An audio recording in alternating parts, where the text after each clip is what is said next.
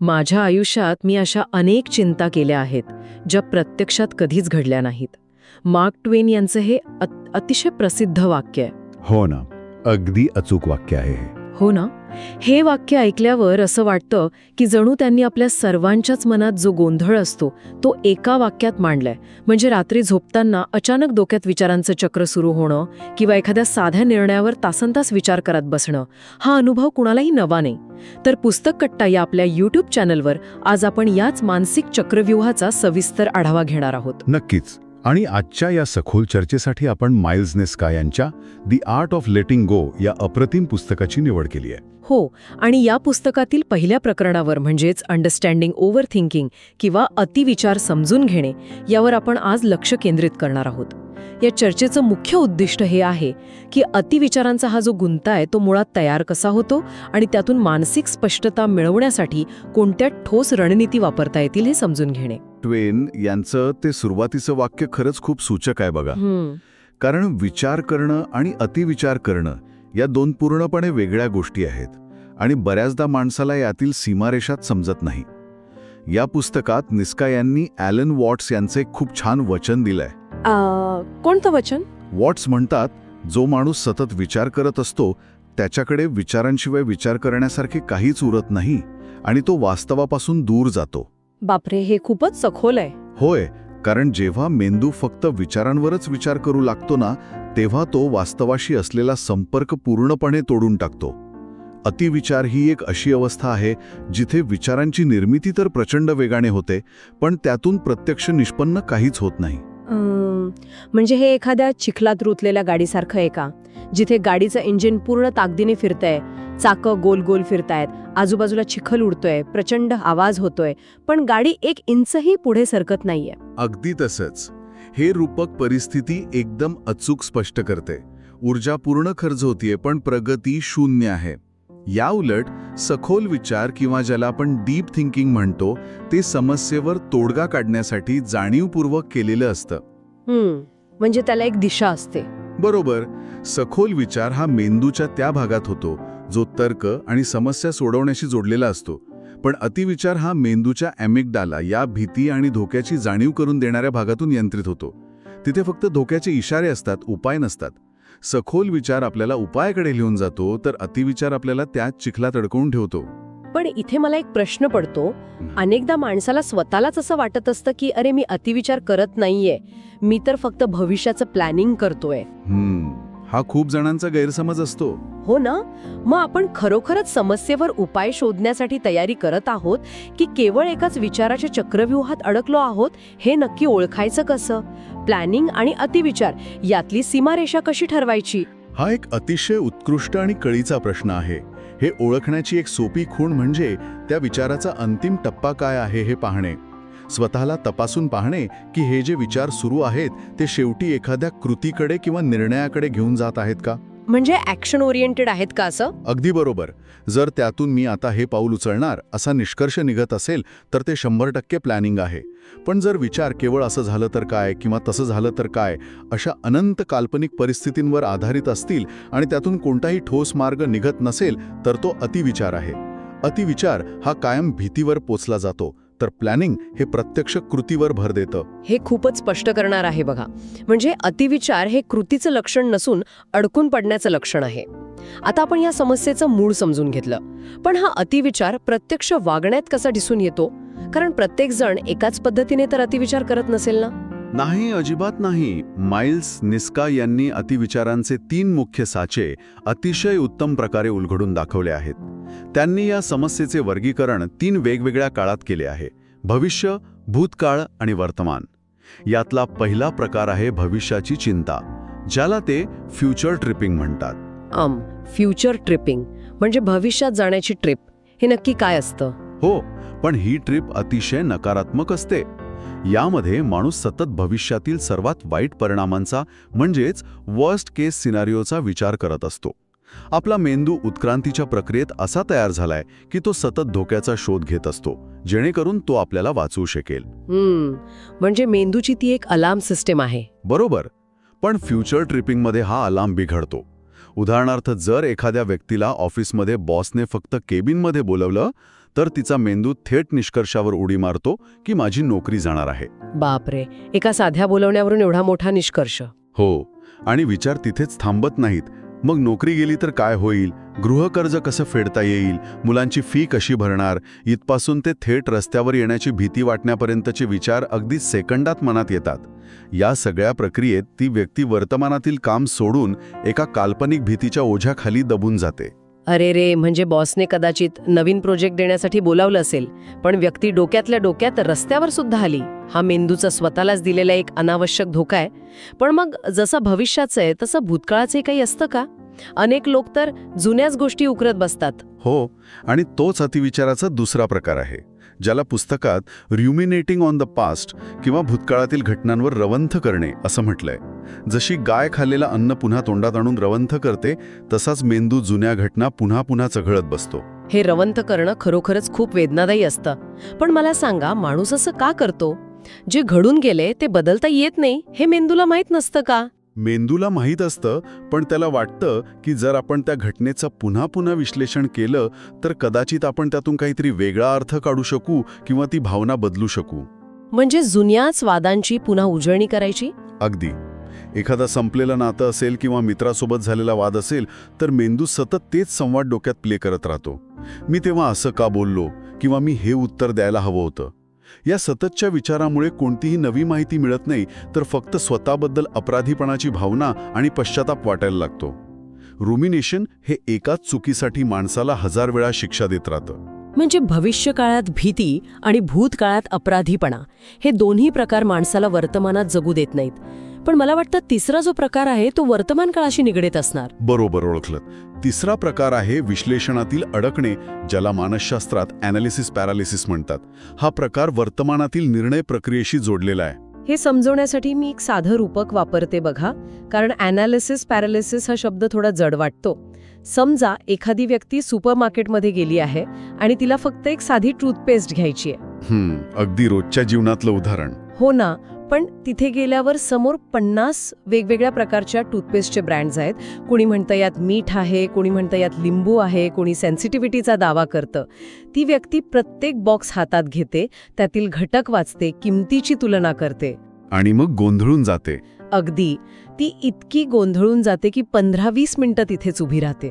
तिच्या मेंदूला वाटतं की सर्वात परिपूर्ण निर्णय घ्यायचा आहे, पण शेवटी ती इतकी थकून जाते की ती जुनीच टूथपेस्ट वापरू किंवा उद्या घेऊ असा विचार करून काहीही न विकत घेताच सुपरमार्केटमधनं बाहेर पडते.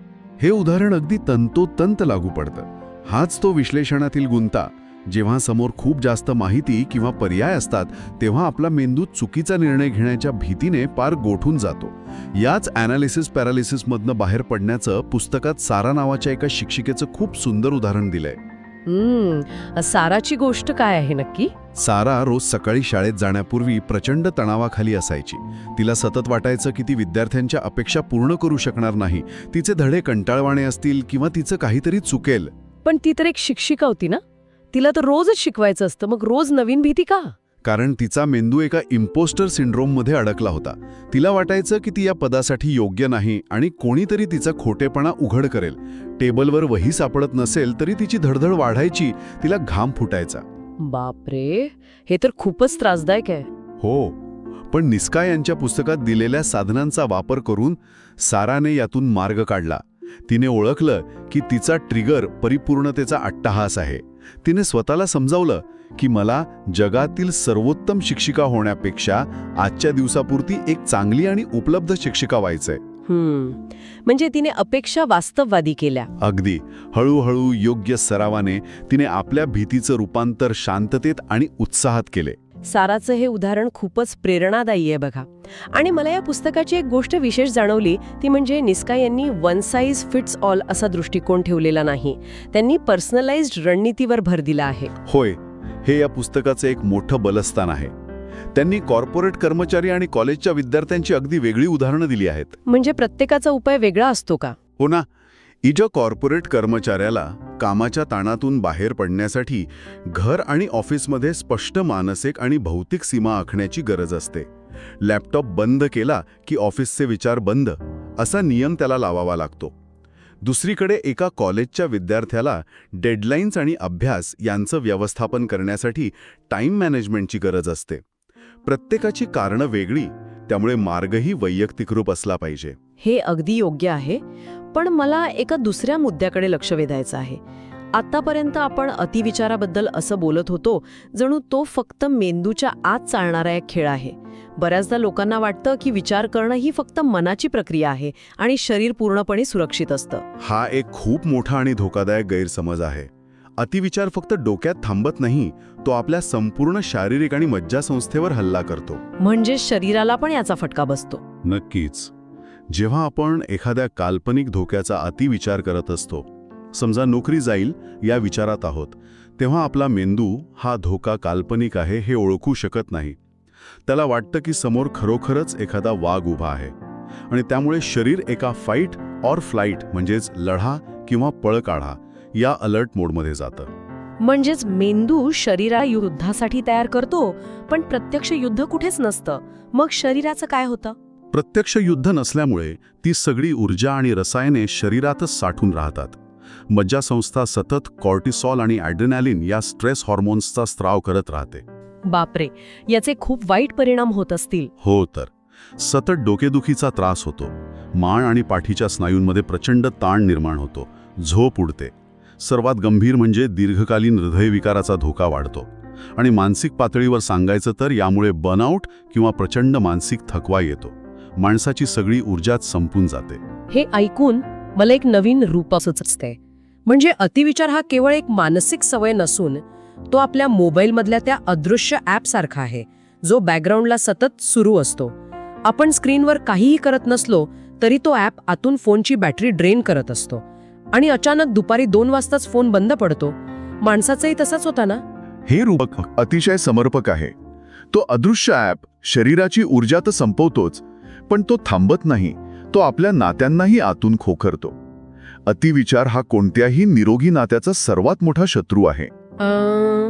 नात्यांवर याचा नक्की कसा परिणाम होतो? अतिविचारामुळे व्यक्तीचा दृष्टिकोन अत्यंत संशयी आणि बचावात्मक बनतो. समजा एखाद्या व्यक्तीच्या जोडीदाराने अगदी सहज वाक्य उच्चारलं, जसं की आज तू खूप शांत वाटतोयस. आता एक सामान्य माणूस यावर म्हणेल, हो थोडं थकल्यासारखं वाटते.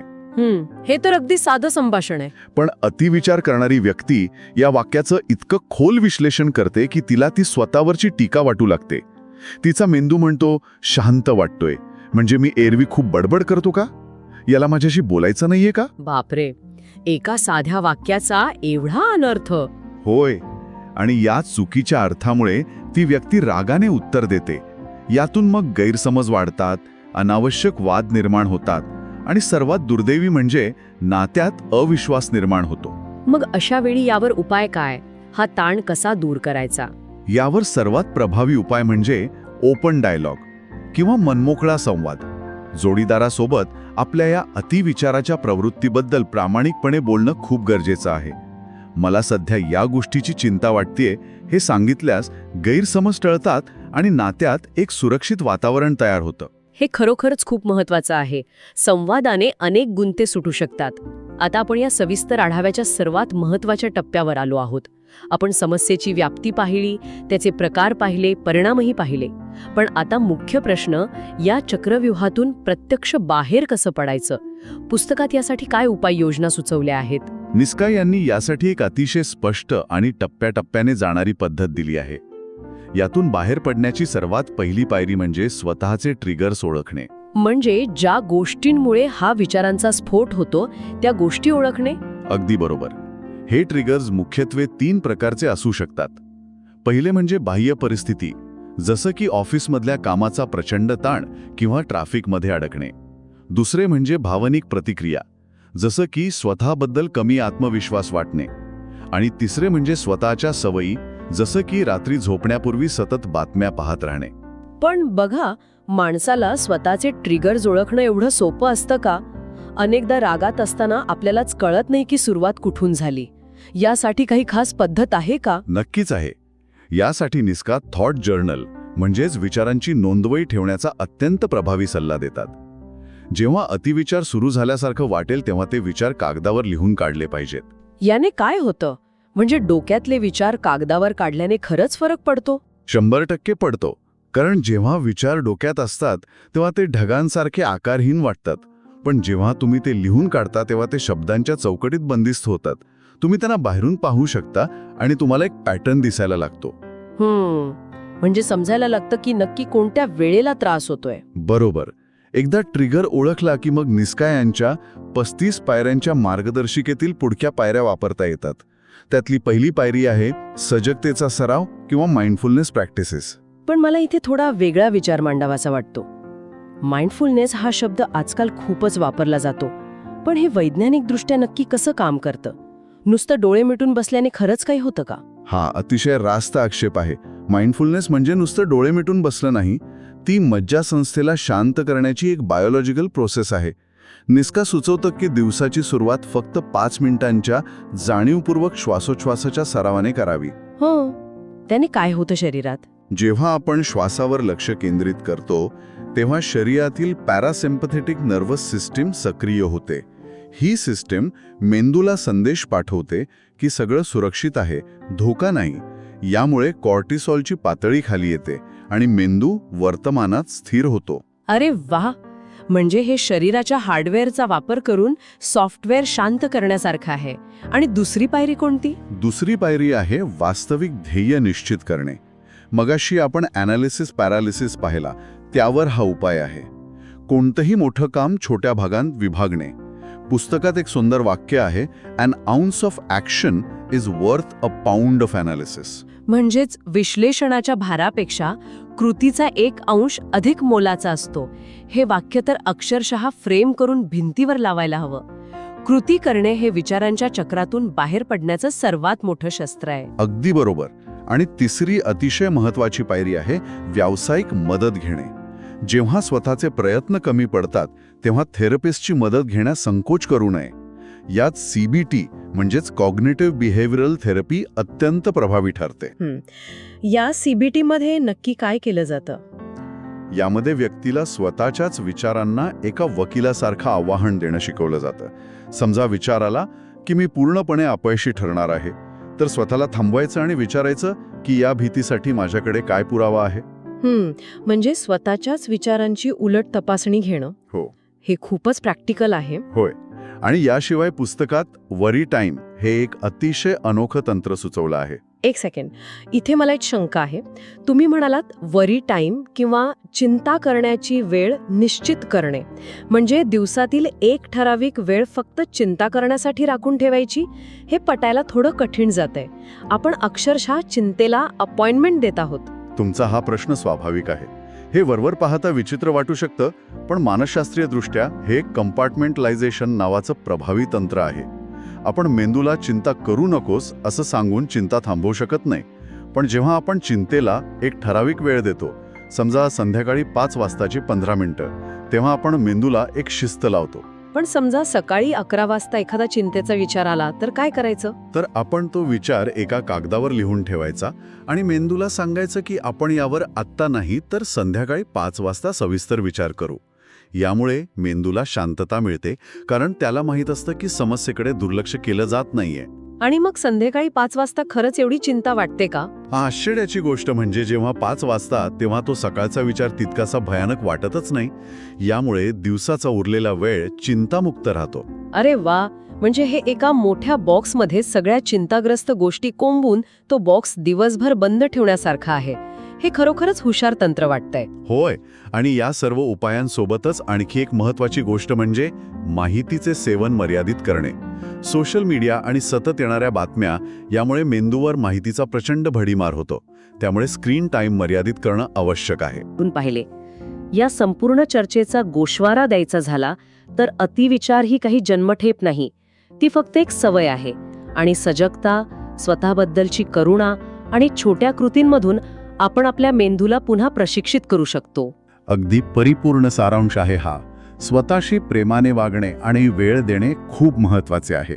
या चर्चेचा शेवट करताना माझ्या मनात एक विचार आला आहे, जो मी सर्वांना स्वतःशी चिंतन करण्यासाठी सोडून जाणार आहे. बघा, जर आपण आपल्या डोक्यात येणाऱ्या प्रत्येक विचाराला तातडीने पाऊल उचलण्याचे आदेश न मानता फक्त आकाशात जाणारे ढग मानले, तर काय होईल? म्हणजे विचारांसोबत न वाहावता त्यांना फक्त पाहणे. अगदी. ते ढग येतात, आकार बदलतात आणि वाऱ्यासोबत निघून जातात. जर आपण त्या ढगांकडे फक्त एक साक्षीदार म्हणून बघायला शिकलो तर आपल्या डोक्यात किती मोठी शांतता निर्माण होईल, नाही का? हां, खरोखरच अतिशय शांत करणारा दृष्टिकोन आहे. यावर नक्की चिंतन करा. आपल्या पुढील सविस्तर आढाव्यामध्ये आपण चिंतेचे चक्र या विषयावर बोलणार आहोत आणि हे चक्र कसे तोडायचे हे पाहणार आहोत. तेव्हा पुन्हा भेटूया. तोपर्यंत स्वतःच्या विचारांचे साक्षीदार व्हा आणि शांत रहा.